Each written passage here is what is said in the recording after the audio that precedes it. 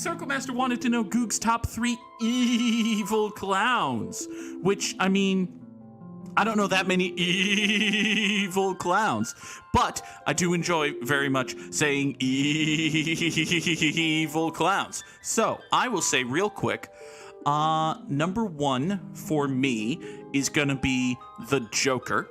Mark Hamill's Joker is fucking tremendous. Like that, I like Mark Hamill's Joker a lot. Number 2, Sideshow Bob from The Simpsons. Excellent evil clown. Kelsey Grammer does a tremendous job. Kelsey Grammer is one of those, he's an excellent performer and a dog shit person. So, you get what you get when you enlist old Kelsey Grammer. But it is what it is, basically. And my number 3 evil clown is the evil clown from the Toaster's Nightmare in The Brave Little Toaster. There's one scene in The Brave Little Toaster. Where Toaster is having a nightmare about bad things that might happen to a toaster, and they include falling in water. And in this nightmare, Toaster is chased by a fireman with a hose. But in addition to being a fireman, he's also a clown. It's the scariest fucking thing, especially when you're 8. Trombone Dalek has asked, what the fuck is the Brave Little Toaster? And I'm sorry to everyone who came in expecting Final Fantasy VI. We are now going off on a tangent about the Brave Little Toaster. The Brave Little Toaster is a movie, more specifically, a trilogy of movies. But the Brave Little Toaster is a movie about it's an animated movie about sentient appliances who live in the woods. You totally do want to know. It's the best fucking movie when you're 8. Yes, it's a trilogy in that there are 3 movies. It is a trilogy. I've only seen 2. The second one looked bad and I never saw it, but I've only seen, listen. Okay, so The Brave Little Toaster is a movie about sentient appliances who live in a cottage in the woods. I have no idea where you can watch it other than to buy the DVDs. They're cheap.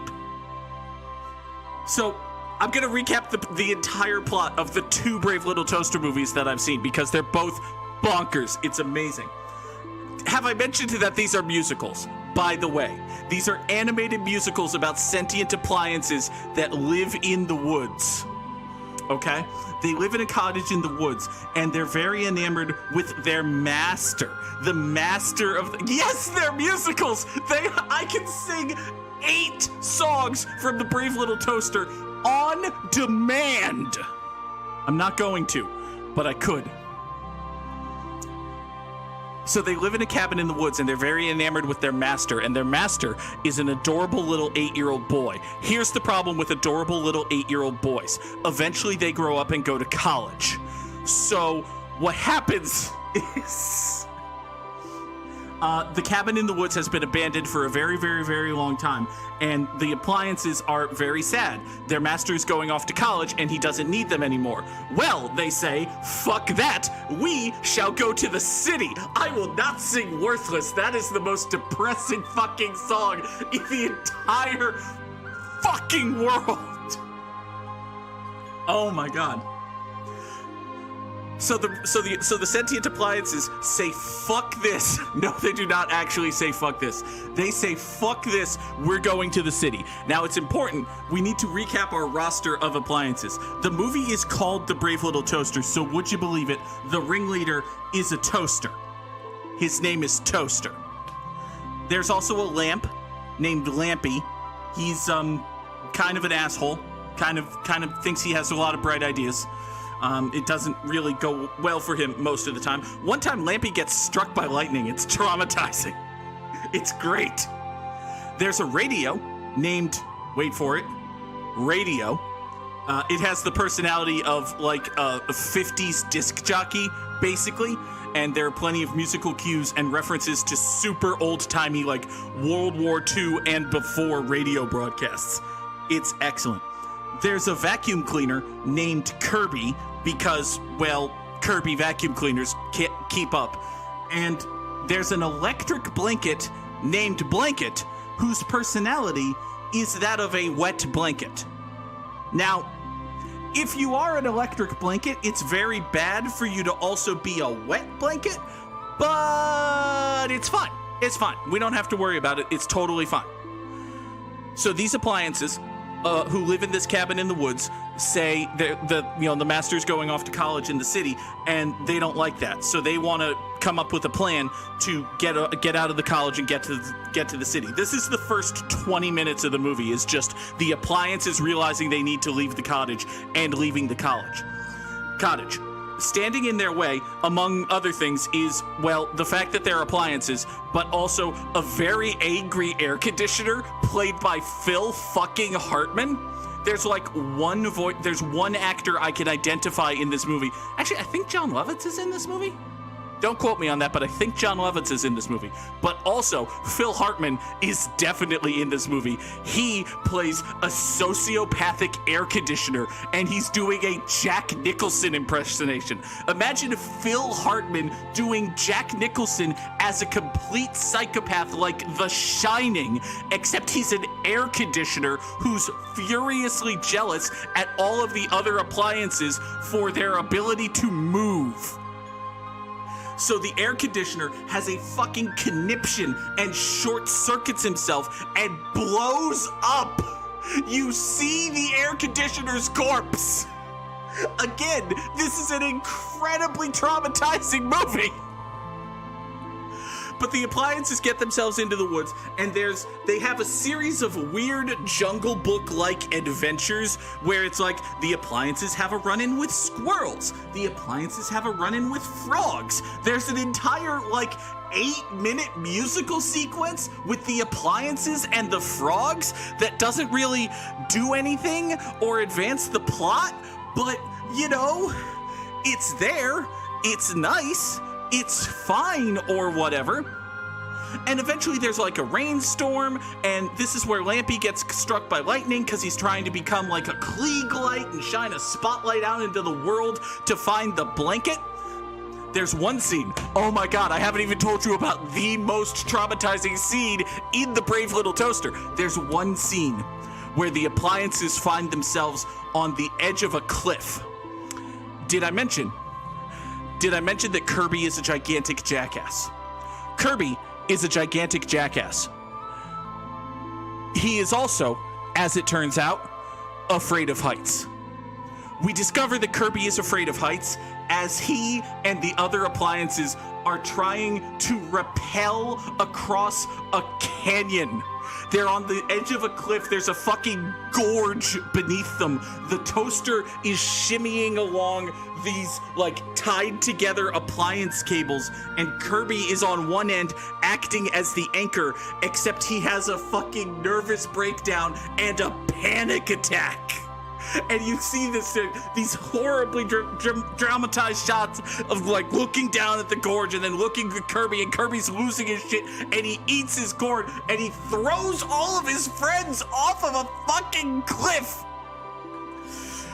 And then he dives in after them because he realizes, oh my god, I've been such a fucking idiot. So he dives in after his appliance friends and he rescues them all, and they get taken to this appliance repair shop by a guy who, come to think of it, I think is played by Wayne Knight. I think Wayne Knight plays the appliance repair technician, and the appliance repair technician rescues this neat old radio and a cool vintage toaster and a fucking Kirby vacuum cleaner, plus a table lamp and an electric blanket, but whatever, it's a package deal, I guess, to him. And he takes them in his giant monster truck back to his appliance repair shop, where it turns out that he's not just repairing appliances, he's Frankensteining them together, yes! And there's an entire bit where these Frankenstein appliances do basically, I don't even know the name of the guy whose voice I just did, but they do that at our main character appliances, including the fucking best song in all of children's cinema, and yes, I'm including Disney in this, the name of which is escaping me right now, but it's in the fucking Brave Little Toaster. It's the one that plays at this scene. If you've seen the movie, you know what I'm talking about. It's like a movie. That's what it's called. That fucking song is so fucking good. So they escape the appliance repair technician, and they go off to the city, and they find their master's new apartment. And shock of shocks, their master has appliances in his new apartment. Like, the reason he didn't take the weird old desk lamp with the gooseneck is that he has a fancy little purple lamp of the future that has like 3 settings of bulbs or whatever. And he didn't take his radio because he has a big fancy 80s hi-fi stereo system, rah! And there's this whole song about how modern technology is going to obsolete the appliances of the past, which is very funny when you consider that the modern technology is these like hi-fi stereo systems and dot matrix printing computers and all of this bullshit. But they go on and on and on like this, and eventually the appliances are reunited with their old friend TV, because the one appliance that the master actually took from his cottage in the woods to his college apartment with his girlfriend is the TV. And of course the TV is sentient because all the appliances are sentient. So the TV comes up with a brilliant idea, which involves throwing all of, well, what happens is the brand new modern 1980s appliances conspire to, invite the old school appliances into the apartment and then betray them and throw them in the literal actual garbage, and they get taken to the literal actual dump, right? However, TV decides, to hell with this, I shall rebel against my appliance brethren or whatever, and he convinces the master to go to the garbage by playing a commercial for Crazy Ernie's Amazing Emporium of Total Bargain Madness, which is just a fancy name that the TV made up for the dump. But there's another fucking terribly depressing song at the dump with all of these like old appliances and cars. There's like a car crusher at the dump and a giant evil magnet. I can't believe this has been a 10-minute diatribe about the plot of The Brave Little Toaster, which I will note is the first movie in a trilogy. Anyway. So there's this big evil magnet that swoops around the dump trying to scoop up the sentient appliances. He has a big awful grudge about these sentient appliances for reasons that are not ever explored in any way whatsoever.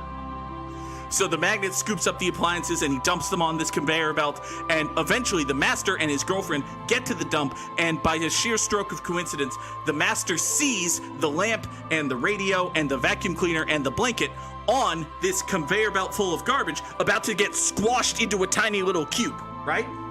Well, the master is trying to pick all of the shit off of the conveyor belt, but the big evil magnet is like, fuck that, you're not doing that, human, I will smush you.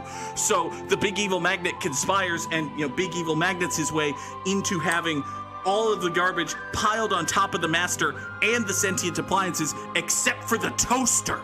Because the toaster has climbed a mountain of trash and throws itself from the mountain of trash into the gears of the giant toothy stuff stomper and saves the master and his other appliance buddies, and then the master fixes up the toaster and they live happily ever after. The end. That is the plot of The Brave Little Toaster. The second movie in the trilogy is The Brave Little Toaster to the Rescue, which I have not seen. From my understanding, it takes place at college. And by Trombone Dalek, there's more toaster talk to come. You need to watch these movies. So The Brave Little Toaster to the Rescue apparently takes place at the college the master goes to, and the appliances all make friends with a giant sentient computer, which is basically a ripoff of the ENIAC machine, and they have adventures or whatever. I've never seen it. But the third movie in the trilogy is The Brave Little Toaster Goes to Mars. And let me tell you what, let's just stop right there. The Brave Little Toaster goes to Mars. In the intervening years between The Brave Little Toaster and The Brave Little Toaster Goes to Mars, the master and his girlfriend have become husband and wife, and now they have a baby. And the baby gets kidnapped and brought to Mars by, I think it's a hearing aid. I think it's a sentient hearing aid that made its way to Mars through some awful means that we don't remember. Brave Little Toaster Goes to Mars has what might be my favorite song in the entire Brave Little trilogy, which is the one that the balloons sing while the appliances are making their own journey to Mars. Incidentally, by the time they get to Brave Little the Brave Little Toaster is like, it's cutesy, but it's like legit, like we are going hardcore in depth with some shit. We are not afraid to traumatize children. By the time you get to Brave Little Toaster Goes to Mars, they've been Flanderized to shit and the animation's all happy, cheery, whatever. So, you know. The Brave Little Toaster Goes to Mars is not as good a movie as The Brave Little Toaster. But, so they go to Mars in a laundry basket propelled by a ceiling fan in order to rescue the master's baby from the hearing aid's little brother, who was also a hearing aid. And there's like a giant refrigerator, and the main conflict of the movie turns into Toaster running for, and I swear to God I'm not making this up, there is an election between the Toaster and a giant sentient refrigerator to determine the president of Mars. This is a true fact about the Brave Little Toaster Goes to Mars. And yes, it turns out that Toaster is a very unpopular candidate among the sentient appliances on Mars. By the way, the reason there are sentient appliances on Mars is planned obsolescence. There's actually a very subtle, and by subtle I mean pretty goddamn obvious, anti-capitalist, anti-planned obsolescence sub-theme throughout the Brave Little Toaster Goes to Mars, because all of these appliances were built to fall apart, and they were like, well, fuck that, we'll just go to Mars and build a commune of appliances that live and take care of each other, because the only thing you can do, the only place you can do that is literal actual Mars. And yes, as Sam has pointed out, there's an election for president of Mars. Initially, Toaster is a very unpopular candidate, but then he's like, oh, you have to love people because babies are cute or whatever. By the way, the master's baby is in a magic bubble. I don't think it's literal magic, but it's functional magic. The master's baby is in a functionally magic bubble that keeps him alive, even though he's a tiny baby on Mars.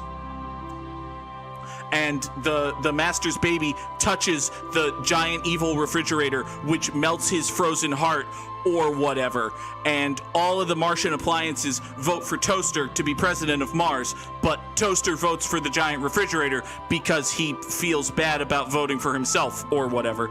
But the Toaster is elected president of Mars, and his first act as president of Mars is to fucking leave Mars. Because remember, his entire thing was, I don't want to be on Mars, I just came to get this kid back. Well, him and the blanket and Kirby and Lampy and Radio, who by this point are just, all of these characters are fucking ancillary to the story. Again, The Brave Little Toaster Goes to Mars is not actually a very good movie, but they come back and they live happily ever after. Again, the end. You should watch The Brave Little Toaster. What the fuck got me started about The Brave Little Toaster? I don't remember. We were trying to change the music, and I never did. Okay, so from the title screen, I can go Options, Configuration. Okay, so if we go back here, Options, Configuration. Top 3 evil clowns. Yes, that's what it was. So number 1 is the Joker, specifically Mark Hamill's Joker from the Arkham video games. Number 2 is Sideshow Bob. And number 3 is the clown from the Toaster's Nightmare from The Brave Little Toaster. Hey, thanks for watching. Here's the stream schedule. If you want to click some buttons, it would help a lot. And if you don't, fine, go away.